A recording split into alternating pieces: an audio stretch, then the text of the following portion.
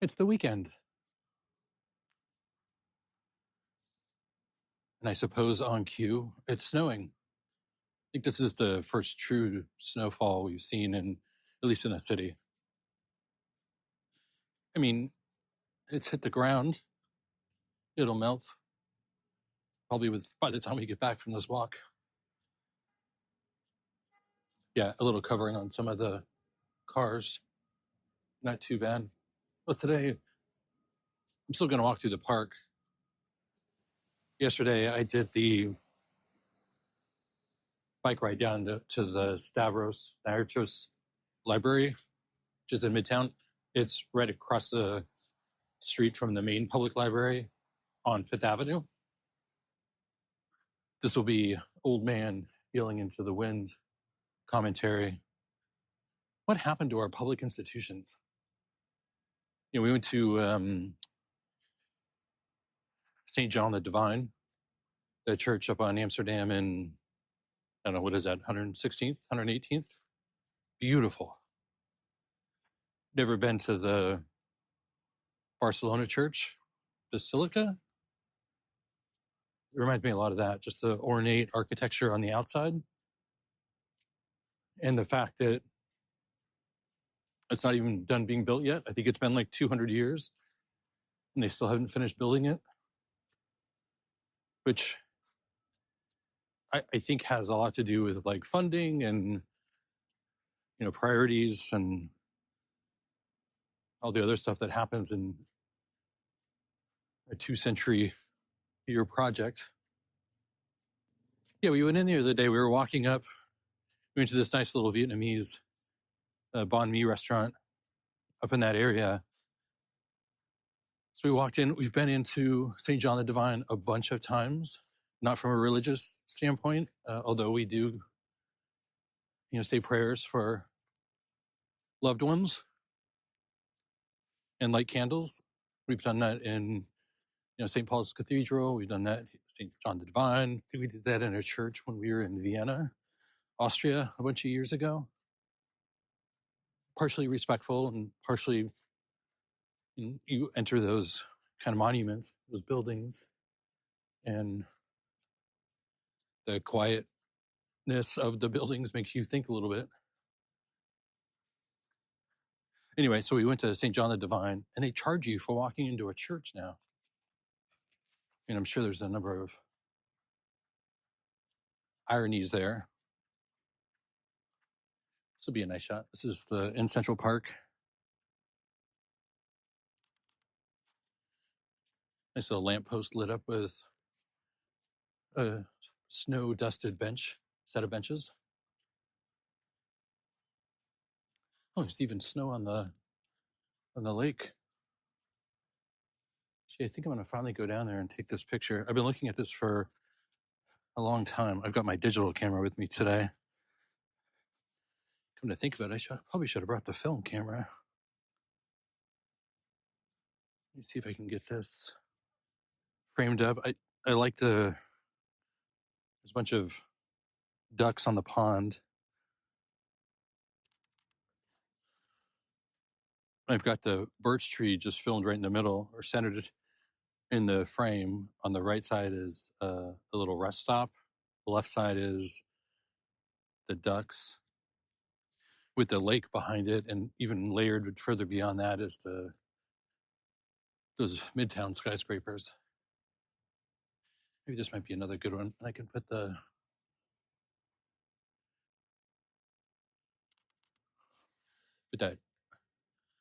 rest stop a little frame to the right.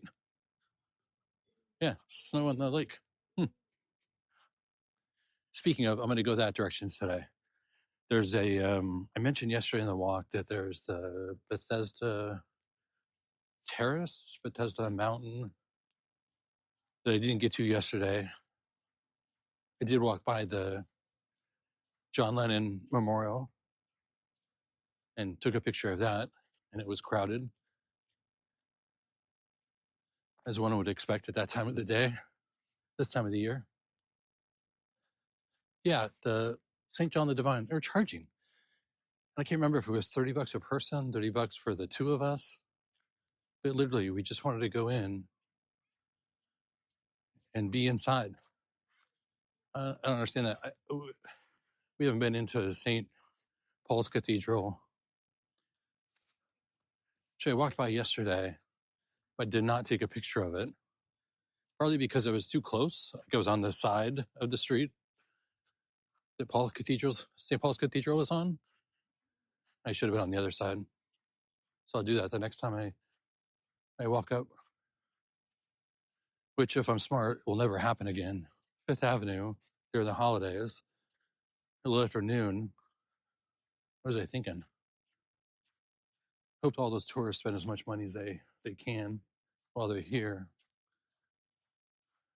Sure is nice this time of day in New York City when it's nice and quiet. It looks like there's a race. They've got the markers. Yeah, it looks like it's a New York road runners race. So it's a bike race, or sorry, a runner's race. I can't tell. It must be like a 5K. So anyway, so I thought I would go over to the Bethesda Fountain area. I mentioned it snowed and it's cold out. Bethesda Fountain area and take a couple photos over there. It'd be a nice walk this time of the day. It won't be busy, so you might be able to get a couple shots with some folks just walking through, strolling through at this time of the day. Yeah, it looks like the race kind of curls off to the right, almost to where the finish line of the New York City Marathon was. We're doing the midnight 5K on New Year's Eve, New Year's Day. That'd be fun. We've done a couple of these things, like the polar bear plunge when we were in Montana. We did that, and we just continue to remind ourselves of how great that felt, how miserable we were in the middle of it, but just how great we felt after. And try that again. This time a 5K in the park, which will be fun. So I mentioned St. John the Divine. Where else was I thinking that you had to? Oh, maybe not being charged to get in. And maybe this is a little unfair because I've only got one example for each one. The other one is libraries. What happened to our libraries?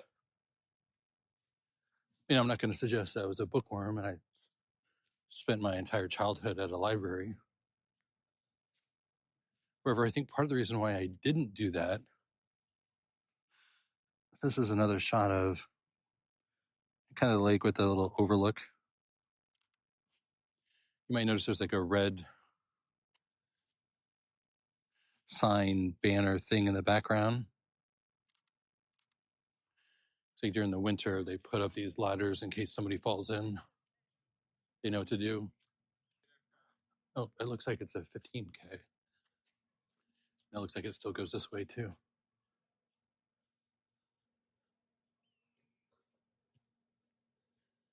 One of the photos I took yesterday on the walk home was of the plaza, the palace. I get those two mixed up. Like one's in San Francisco and one's here in New York. Whichever the one in New York is. I took a photo of that. I always like to see it like offset, where the majority is the sky and you're looking up at the corner of the hotel.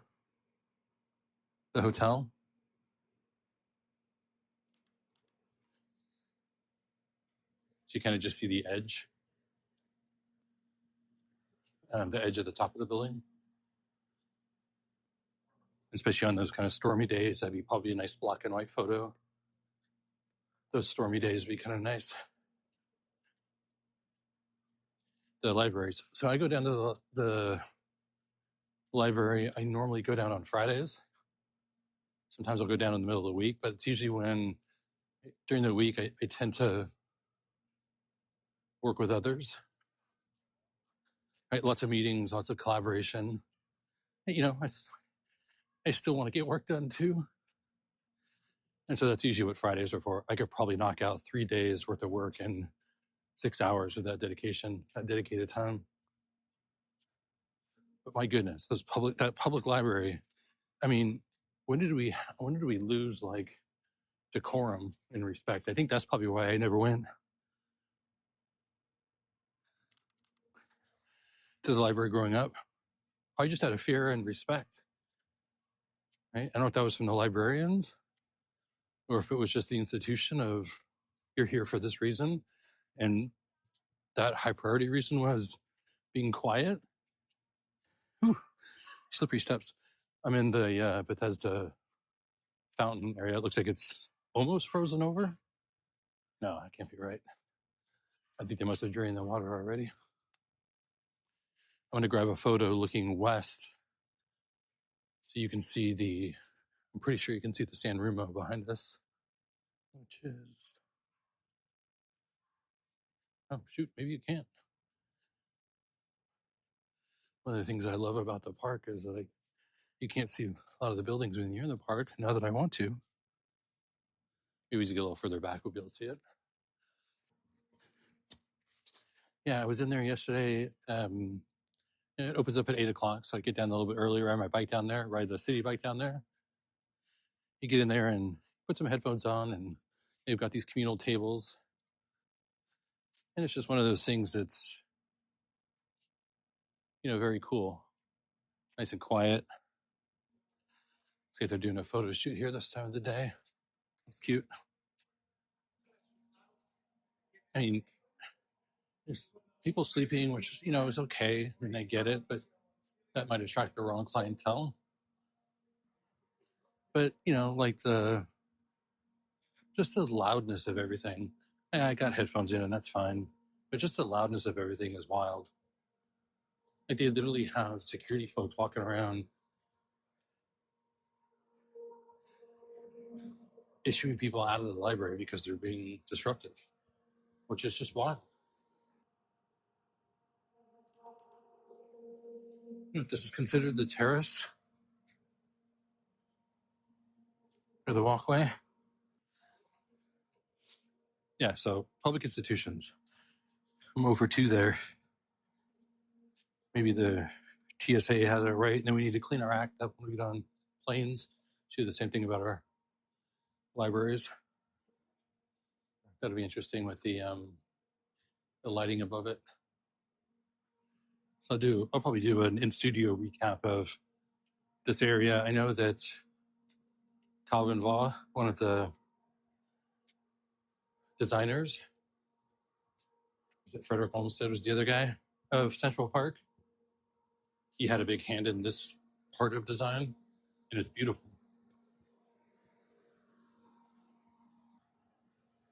This looks like all the either you check in to get your bibs or so you can't cross back over up top, so we'll go back down.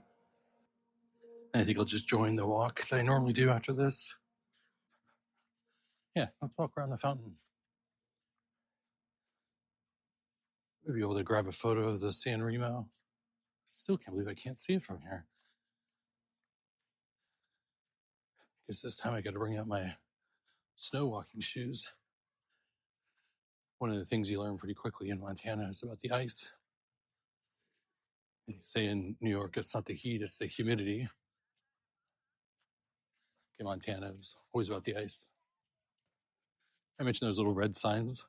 Yeah, they're ladders, mostly for rescue. You're not supposed to be on the lake at this point of the year, but people are people.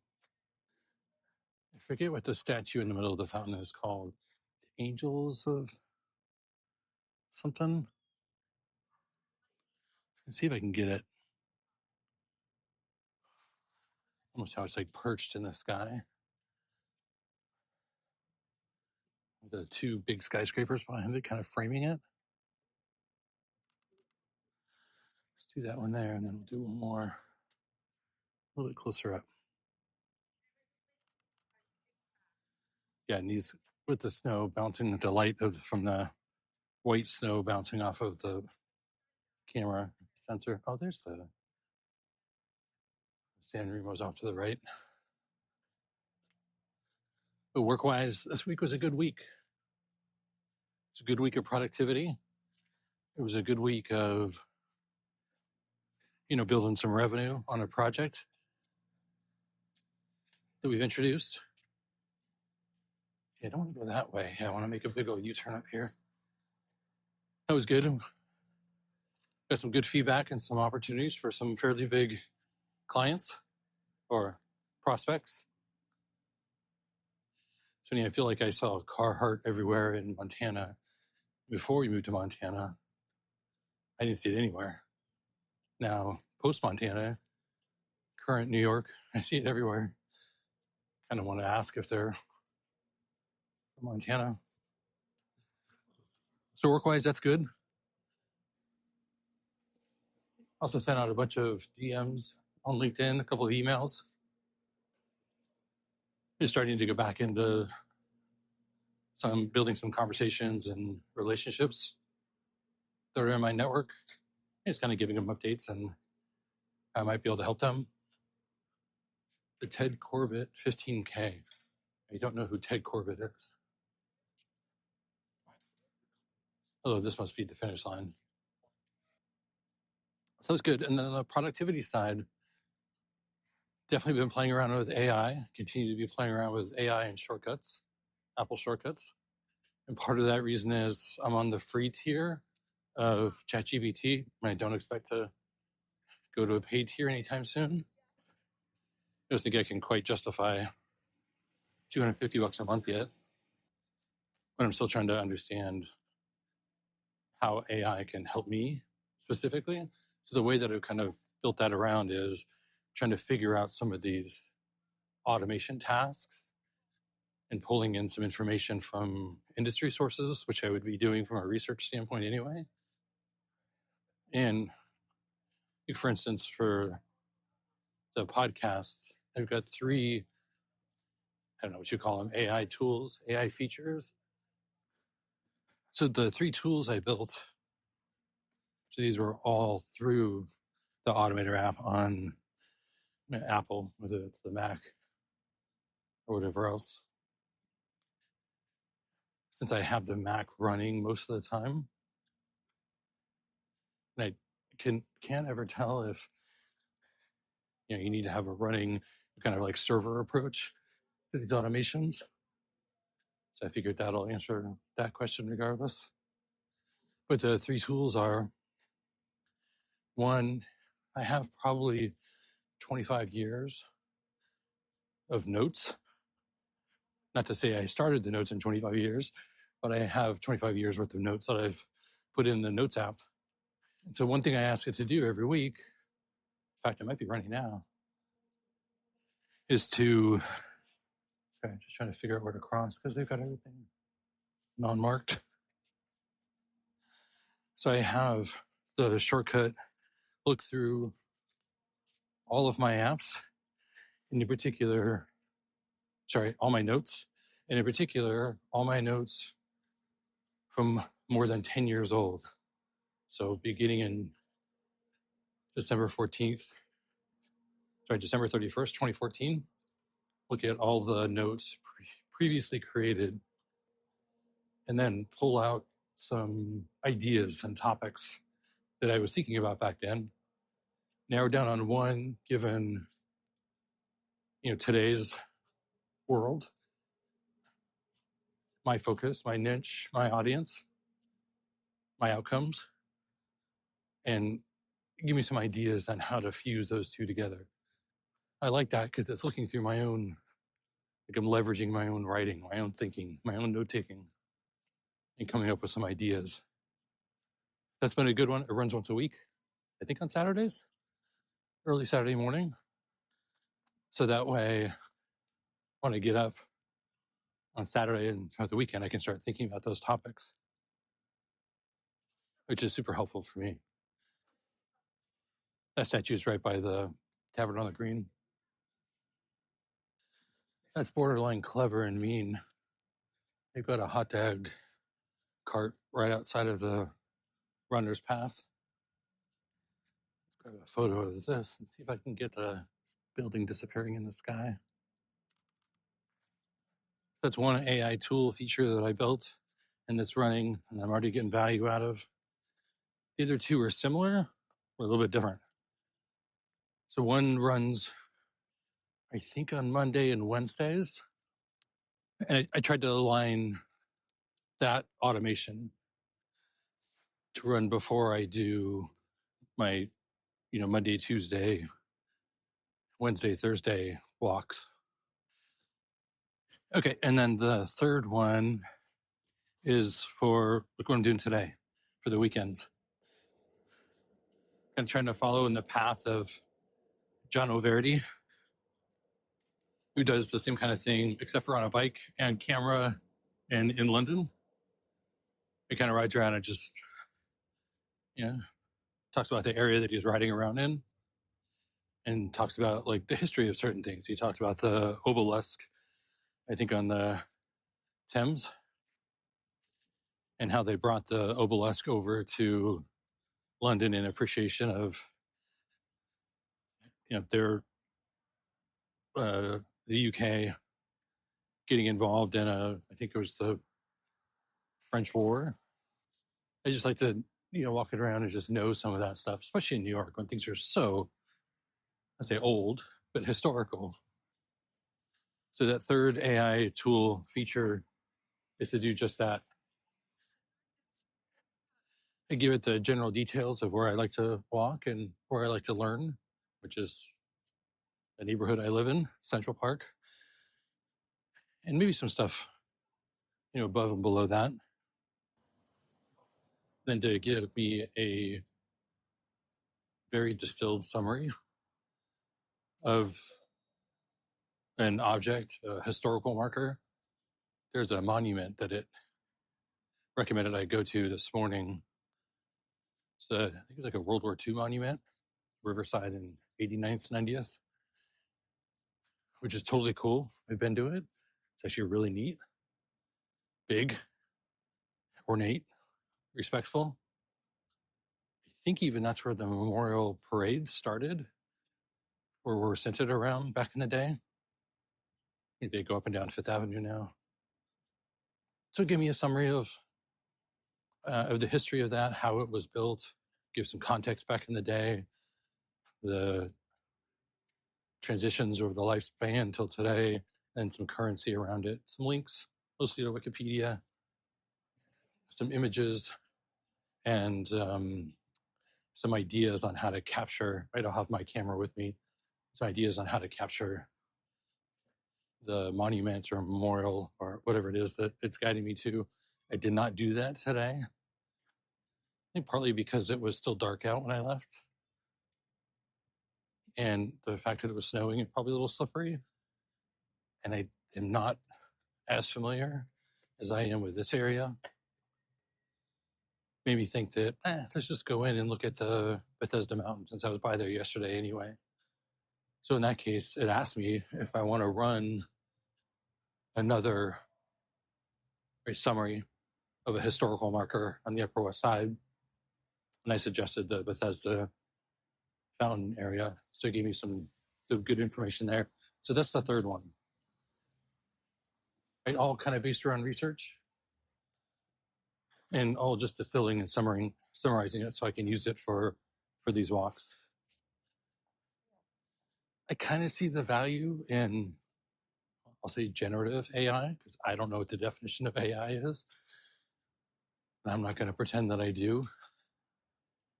Rather, I think for solo operators, folks who have a ton of experience, even a ton of enthusiasm and passion for a project, I think those kind of instances, almost building out your own team, I'll say a solo operator, not a business, but I think for individuals to help them do their jobs better as a head of role, and you need a specific team for a specific project to be built out, specific details, that makes a lot of sense. And coupling it with something like, at least in my case, an Apple ecosystem, we all heard the news. Apple's terrible about AI. What, did they just reshuffle their AI team again? Yet I'd still argue that they're probably right where they should be. We've always heard in the past about these products that come out and everybody's like, well, where's Apple's? Apple said they're going to do something like this. I mean, I think it's got to take a ton of patience and a pretty strong PR backbone to push back on that scenario and talk about it more in Apple's language. That they're not always first to the party. They are always best, though. They know what's best for the consumer. I'll go back to maybe some of that talk yesterday about Facebook or Meta and $80 billion of infrastructure spend in 4 years. What do they have to show for that from a revenue standpoint? More ads? Whereas Apple seems to tie those two together. Sure, we'll do a ton of spend in this area, but if there's no revenue outcome, whatever the term of the project is, then it's probably a good idea that we slow it down a little bit. Think about the car. They're certainly not the first to build a car, and not even the first to build electronic or electric or automated, fully automated or not. People have already been doing that, and they will continue to do that. You probably saw a lot of the clamoring in the press and the media about Apple not being able to get their car stuff straight. Yeah, that's all died down. Nobody cares about the car anymore. Shouldn't say nobody. And that's the same thing with AI. I think everybody's expecting Apple's AI to look like everybody else's AI. When at least the stuff that I've seen, and to be fair, I don't use it for any kind of writing tools or tips or rewrites. But at least the way that it's been positioned and the way that I use it, specifically in the private cloud or on device, I think it's super important to the end user. And while they do have an integration with OpenAI, ChatGPT, I still think the demand is from OpenAI to get into Apple's ecosystem versus the opposite. Why? I'll go back to the revenue and paying models and the trust that Apple's built with its customers. So am I wary about Apple's AI initiatives? Not at all. Not only will they get it right, they'll get it right for the customer and they'll get it right for the stakeholders. And I think it'll be an AI infusion into their other products and services, namely Siri, that will make the biggest impact. And that's probably why you're seeing someone like OpenAI build all these relationships, vertical relationships, trying to build out their own stack. And how is OpenAI going to compete on a data center compute standpoint when you've got Apple making its own chips, integrating into its own products, integrating its own software down to the chip level? That's hard to beat, especially from an experience standpoint. So I really like using the Shortcuts application with AI features that I can pull in from, let's say, from my notes. I don't necessarily need or want that to go out to ChatGPT, right? Whether that's from a security standpoint, a privacy standpoint, just a comfortability standpoint. It's not needed. So in that case, I'll use private cloud compute because I know that all my stuff is stored. My stuff is stored there. And ultimately, if that's what I'm looking for in my notes, then that's all I really care about. Now, when it comes to research, right, let's say for these weekends, that different shortcut is built on ChatGPT integration. So it's the same string or variables or whatever we're calling vibe coding these days. I think they took down all the scaffolding around Parla and Dive 75. I can tell you that makes such a difference. Yeah, with the ChatGPT integration, sure, I want to go out and look for Wikipedia, and here's kind of the area I'm looking at, and here's kind of the story I want to tell, research I want to get, how I want to frame it. Definitely use ChatGPT in that instance. Sure, from a privacy standpoint, it probably knows where the general area where I live. Finally, I'm less concerned about that. All right, well, that was a good 2+ mile walk. Well, the tracker says it's been 52 minutes and 35 seconds. so maybe a little more than 2 miles to the big finale for the Formula One season is tomorrow. And I'd argue it's probably today with qualifying in an hour or so. And I left, I was watching free practice 3 and I saw Lewis crash. And I just thought, what a great way to end the season. Just what a terrible season it's been for Ferrari and Lewis specifically. I don't know how he feels about the 2026 changes to the cars, although it doesn't sound like he's overly thrilled right now. And I think Liverpool plays later today. That'd be a nice 1-2 punch to start the weekend and Saturday. Hope you have a good one.